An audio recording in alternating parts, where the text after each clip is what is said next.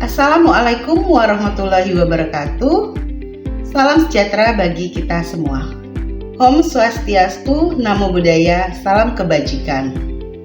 Pertama-tama marilah kita panjatkan kehadirat Tuhan Yang Maha Esa, karena pada hari ini kita masih diberikan nikmat sehat.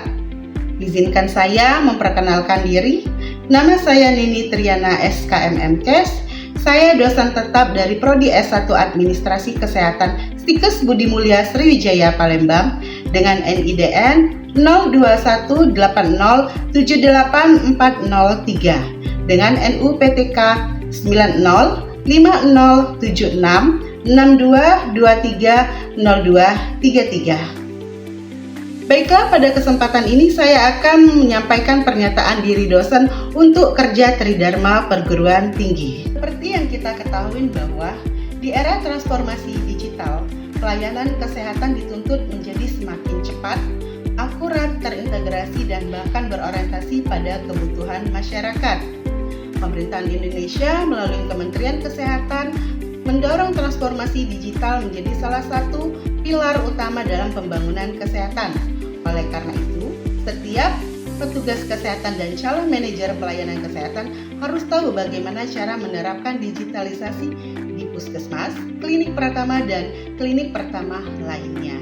Mata pembelajaran yang saya ampu adalah mata kuliah Current Issue Administrasi Kebijakan Kesehatan, yang mana dengan topik digitalisasi pelayanan kesehatan di fasilitas tingkat pertama. Mata kuliah ini sudah sesuai dan sudah mengintegrasi dengan berbagai aspek seperti mutu pelayanan kesehatan, sistem informasi kesehatan, dan transformasi digital. Pembelajaran dilakukan sebanyak 16 kali pertemuan, 14 kali pertemuan materi dan teori, 1 kali ujian tengah semester, 1 kali ujian akhir semester dengan kode mata kuliah ADM.045 dengan 2 satuan kredit semester selama 100 menit selama pembelajaran. Adapun metode pembelajaran yang saya gunakan adalah Student Centered Learning dan Project Based Learning, yang mana mahasiswa dapat menganalisis studi kasus, penyebab kasus, mencari solusi, dan membuat proyek dari solusi tersebut. Dan yang diharapkan lagi dari metode pembelajaran ini adalah bukan hanya sekedar materi dan teori, tetapi mahasiswa juga mampu mengaplikasikan dari transformasi digital seperti rekam medik elektronik, mobile JKN, dan berbagai platform transformasi digital lainnya. Capaian pembelajaran lulusan, mahasiswa diharapkan dapat bertanggung jawab dalam pengelolaan pelayanan kesehatan. Mahasiswa dapat menguasai konsep administrasi kesehatan. Mahasiswa dapat berpikir kritis, inovatif, dan kreatif dalam penyelesaian permasalahan administrasi kesehatan secara digital. Dan mahasiswa juga mampu dapat menganalisis, mengevaluasi, dan mencari kebijakan dalam permasalahan kesehatan. Adapun capaian pembelajaran mata kuliah sebagai berikut. Pada CPMK 1, mahasiswa diharapkan dapat menjelaskan konsep dari transformasi digital. Pada CPMK kedua, mahasiswa diharapkan dapat menganalisis implementasi dari transformasi digital. Dan pada CPMK ketiga, mahasiswa dapat mengidentifikasikan berbagai faktor-faktor yang mempengaruhi keberhasilan implementasi dari transformasi digital. Dan pada CPMK keempat, mahasiswa dapat mengevaluasi setiap permasalahan yang ada dalam implementasi transformasi digital. Dan yang terakhir, pada CPMK kelima, mahasiswa dapat menyusun rekomendasi kebijakan kesehatan dari permasalahan yang ada. Adapun sub CPMK dari mata kuliah adalah sebagai berikut. Mahasiswa mampu menjelaskan transformasi digital kesehatan. Mahasiswa mampu menjelaskan tujuan dan manfaat dari mobile JKN. Mahasiswa mampu menjelaskan dari fitur-fitur yang ada dalam mobile JKN. Mahasiswa mampu menganalisis semua permasalahan yang ada dalam implementasi program mobile JKN, mencari solusi, membuat desain, dan bahkan sampai mempresentasikannya sesuai dengan proyek yang telah dilakukan. Bentuk asesmen dari pembelajaran saya yaitu kehadiran 10%, tugas individu dan kelompok 20%, kuis 15%, ujian tengah semester 25%, ujian akhir semester 30%, dengan jumlah total semuanya 100%. Referensi yang saya gunakan yaitu referensi saya sendiri berupa jurnal dan buku yang telah dipublish dan beberapa jurnal terkait dengan materi pembelajaran saya seperti Kementerian Kesehatan tahun 2023, 2024, WHO dan beberapa data terkait masalah mobile JKN transformasi digital. Baiklah, selanjutnya mari kita simak video pembelajaran saya berikut ini. Assalamualaikum. Selamat siang semuanya. Siang, Bu. Apa kabarnya? Baik. Baiklah, sebelum kita mulai pembelajaran hari ini, kita berdoa dulu ya. Oke. Baik, berdoa menurut agama dan kepercayaan masing-masing. Berdoa mulai. Berdoa selesai. Baiklah, pada materi hari ini Ibu akan menjelaskan slide yang ada di depan ya terkait fundamental dan sosialisasi mobile JKN. Boleh diisi absen juga. Masih ingat pembelajaran minggu lalu terkait masalah transformasi digital? Jadi ada beberapa macam transformasi digital. Apa saja? Coba siapa yang mau bantu Ibu? Saya, Bu. Oke, ya Pak. Transformasi digital meliputi JKN mobile, telemedicine sama PMN. Oke, baik benar.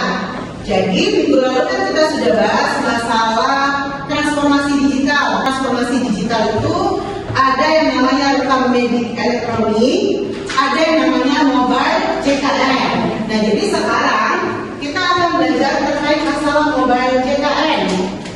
Oke.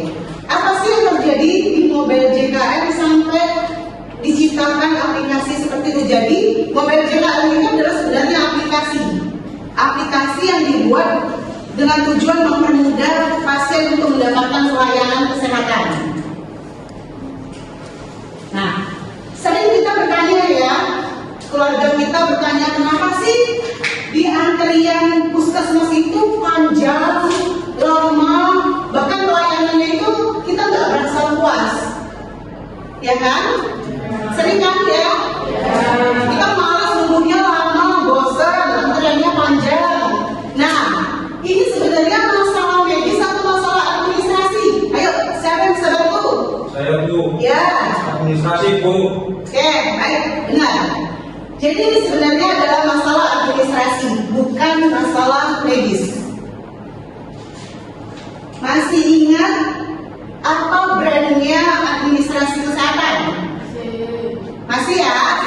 Kalau disingkat POLAS, yang artinya perencanaan, pengorganisasian, pengendalian dan pelaksanaan. Oke, baik. Wah, keren-keren ya. Nah, ini dulu pergeseran paradigma. Jadi di zaman dulu ini semua umpuk-umpuk hanya urusan berkas. Banyak banget kan kalau kita mau berobat, semuanya nanti dulu ya buka berkas. Berkasnya itu berupa kertas, buku, rekam medik.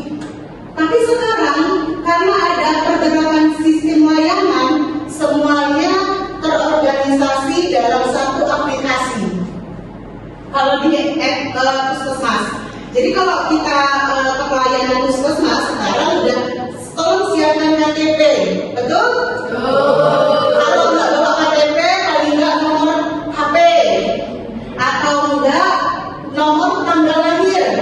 Tapi biasanya kalau di puskesmas itu dia tidak, kalau tanggal lahir itu bisa sama, tanggal lahir, bulan, tahun itu bisa sama setiap orang. Tapi kalau nomor telepon tidak bisa sama.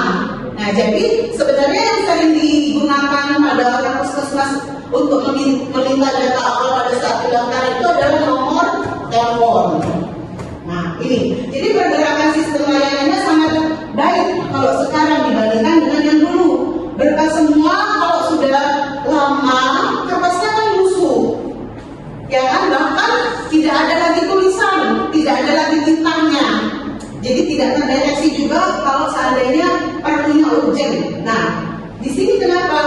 adanya pergerakan sistem layanan. Karena ini safety pasien, jadi keselamatan pasien, terutama data pasien. Pasien yang merasa puas dan meningkatnya efisiensi dari puskesmas tersebut. Paham sampai sini? Paham. Oke, lanjut ya. Nih, ini beberapa resiko tadi kalau kita masih menggunakan yang zaman dulu, yang manual. Jadi manajemen nyawa, tadi kan disebutkan di situ ada keselamatan pasien. Terus ada resiko tinggi, kesalahan sekecil apapun beresiko fatal. Contoh, pasien sakitnya TBC dikasih obat hipertensi karena kesalahan fatal pada saat perekrutan administrasi. Ya kan, kalau yang manual. Tapi kalau seandainya sekarang yang sudah teknologi canggih, itu enak, tinggal entry saja. Terus ini apa? Kompleks dan multidisiplin. Jadi semuanya organisasi terorganisir dan kolaboratif antara pelayanan kesehatan perawat, bidan, sama adminkes. Nah, ini regulasi yang ketat, artinya kepatuhan pada kebijakan pemerintahan itu semakin kuat. Nih, ini yang kuat tadi ya, perencanaan, organisasi, pelaksanaan, pengendalian. Hafalin ya, karena itu administrasi kesehatan. Nih, ini ada kasus antrian panjang. Jadi kasus ini karena tidak adanya perencanaan, kita menggunakan kuat tadi. Tidak ada perencanaan, kegagalan memperkirakan lonjakan pasien dan tidak ada jadwal pelayanan. Tapi setahu ibu sekarang semuanya ada jadwal. Contoh, misalnya kalau mau ke dokter penyakit dalam, itu pasti ada jadwalnya kan? Hari Senin jam berapa bisa dikunjungi dokternya. Nah, itu artinya kita sudah buat perencanaan, ya kan? Nah, terus pengorganisasian, kurangnya pembagian tugas staf atau kelebihan beban. Biasanya ini terjadi di puskesmas. Overjob atau double job, ya kan? Biasanya di puskesmas masih seperti itu. Kalau yang sudah ke lapangan observasi itu puskesmas seperti itu, dia jadi double job. Jadi nanti dia bagian administrasi, terus nanti dia juga bagian lapangan, survei lapangan. Nah, itu yang terkadang administrasinya berantakan. Nah, ini tidak ada pengorganisasian. Pelaksanaannya, proses administrasi semuanya pasti lambat dan buruk. Sementara yang kita butuhkan itu adalah administrasi. Kenapa sih administrasi? Karena administrasi itu adalah bukti. Nah, akhirnya kenapa? Pengendaliannya tidak ada sistem pemantauan. Karena kenapa? Sudah tidak ada perencanaan, sudah tidak ada pengorganisasian, pelaksanaannya kacau. Akhirnya pengendalian itu tidak ada pemantauan. Nah, ini sebenarnya masalah siapa? Masalah individu atau masalah sistem? Masalah sistem kan? Masalah sistem administrasi kesehatan. Bukan masalah individu. Tidak ada hubungannya sama anak, tidak ada hubungannya sama perawat, tidak ada. Ini adalah masalah sistem. Oke, lanjut paham sampai di sini? Oke, kalau sistem pelayanan kesehatan di sini ada prosesnya ya. Ada input, proses, output, dan outcome. Jadi input di sini adalah sumber daya, fasilitas. Terus ada prosesnya pelayanan medis pada saat kita memberikan pelayanan. Contoh kalau anak adminkes, inputnya itu ibu maaf izin data KTP-nya ada ibu, itu adalah input. Kita input, kita entry, itu input. Terus masuk ke proses pelayanan medis, ibu maaf ibu mau ke poli mana ya? Misalnya kami mau ke poli ini internis, oh iya bentar ya ibu saya ke poli internis dulu. Poli internisnya mau ke mana? Subbagian apa? Endokrin misalnya karena saya diabetes. Oke, itu sudah termasuk di dalam proses pelayanan medis. Outputnya pasien tersembuhkan, layanan terselesaikan. Nah, di proses ini banyak, mulai dari kita masuk ke rekam medis, ya kan awalnya, terus nanti akhirnya pasien diarahkan ke ruang BP, ruang pemeriksaan dokter, terus dari dokter sudah diperiksa ke farmasi, dari farmasi baru bayar. Nah, aplikasi yang digunakan di puskesmas sekarang sudah banyak kan? Sudah digital toh? Ada yang pakai e-pus, elektronik puskesmas, ada yang pakai health ticket, semuanya itu sudah terintegrasi. Artinya sudah dari awal pendaftaran, ruang dokter, farmasi, dan bahkan sampai pembayaran klaim BPJS internal puskesmas itu sendiri. Paham ya? Jadi sebenarnya ada pergeseran dari yang dulu. Sebelum adanya aplikasi-aplikasi transformasi digital, itu sudah saat ini sudah mengalami pergerakan layanan kesehatan yang sangat cakep sekali, sangat keren. Makanya hadirlah anak-anak administrasi kesehatan. Karena kalian itu diciptakan untuk transformasi digital. Jadi kalian itu diciptakan untuk teknologi digital. Jadi kalian itu pada saat nanti kerja itu menciptakan teknologi digital.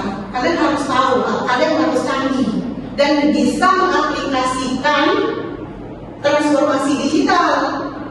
Harapan itu tadi seperti itu, kalian bisa mengaplikasikan, bukan hanya sekedar teori seperti ini. Oke? Nanti kita akan praktek ya, siapa yang bisa mengaplikasikan apa sih model JKN seperti itu.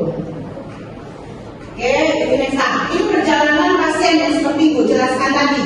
Mulai dari pendaftaran, verifikasi dulu sama bagian pendaftaran rekam medis, terus konsultasi dokter. Sudah konsultasi dokter, ada dengan tindakan jika diperlukan, terus baru masuk ke farmasi dan baru pembayaran selesai.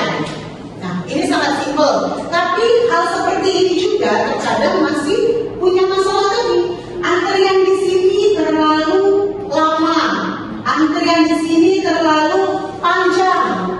Sama, di sini juga terkadang ambil obatnya lama dan panjang. Karena kenapa?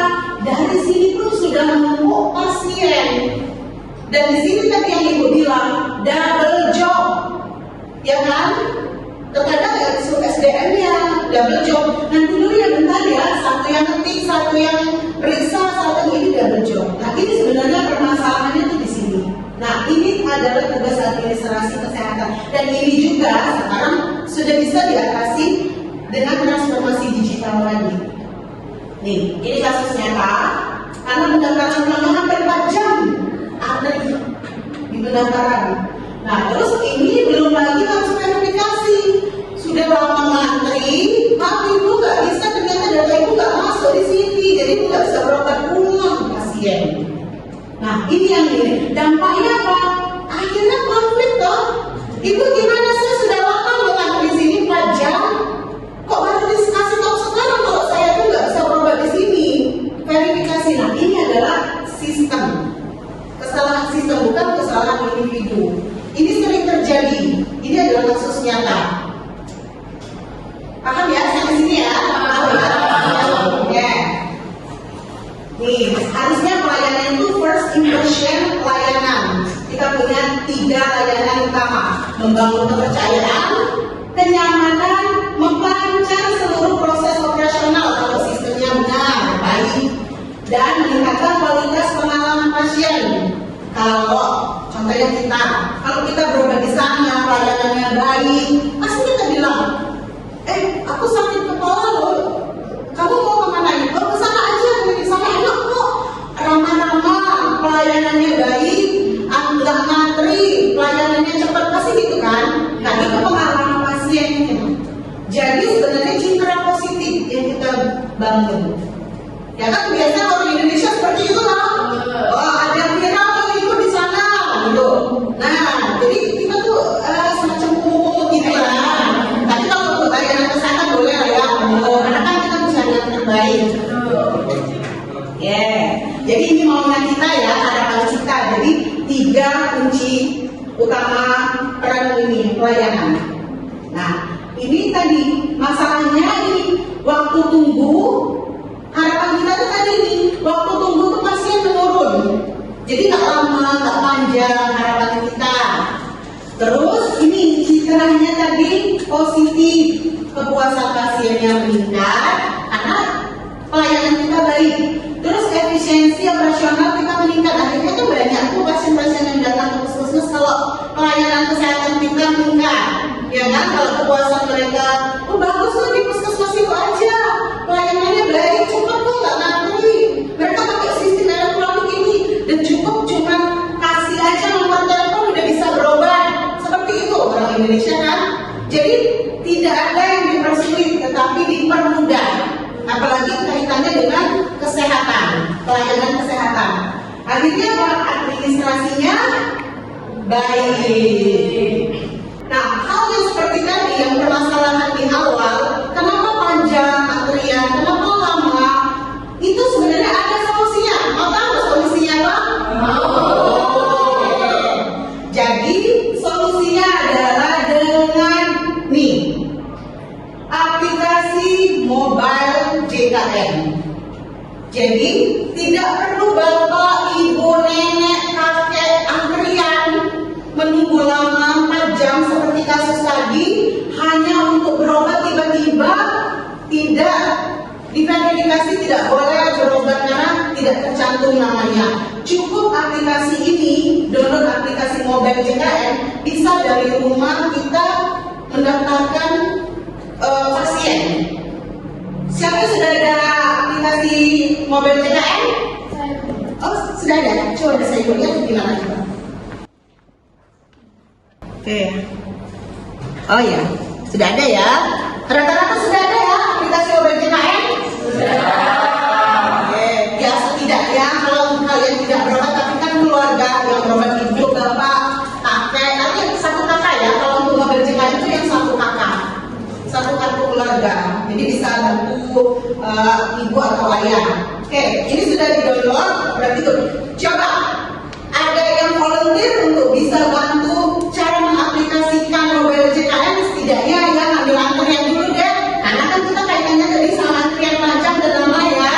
Jadi biar apa yang sudah ibu sampaikan, download semuanya tadi tentang transformasi digital, kalian belum paham. Jadi boleh satu yang volunteer maju? Boleh silakan? Oke, baik. Maju nak. Baik, pertama-tama teman-teman, di sini saya akan menjelaskan dari tampilan setelah login dari aplikasi mobile JKN. Yaitu di sini ada beberapa fitur, yaitu ada info program JKN, ada info riwayat pelayanan dan lain sebagainya, bahkan info pengaduan. Tapi di sini saya akan memberikan tata cara, yaitu bagaimana cara mengambil nomor antrian untuk melakukan pemeriksaan. Jadi pertama di sini ada yaitu menu ambil antrian. Jadi nanti kita hanya langsung klik saja.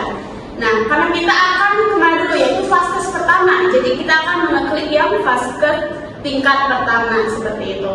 Nah, setelah itu nanti di sini akan muncul nama peserta. Saya akan isikan dulu. Nah, misal namanya saya sendiri ya, Tati. Di sini akan ada nama saya Tati, dan di sini akan ada menu vaskes tingkat pertama. Jadi kita vaskes tingkat pertamanya di mana? Kalau saya itu di klinik. Jadi di sini akan ada tampilan kliniknya. Kemudian kita akan mengisi untuk tujuan poli. Contoh, poli umum. Nanti di sini akan ada menunya.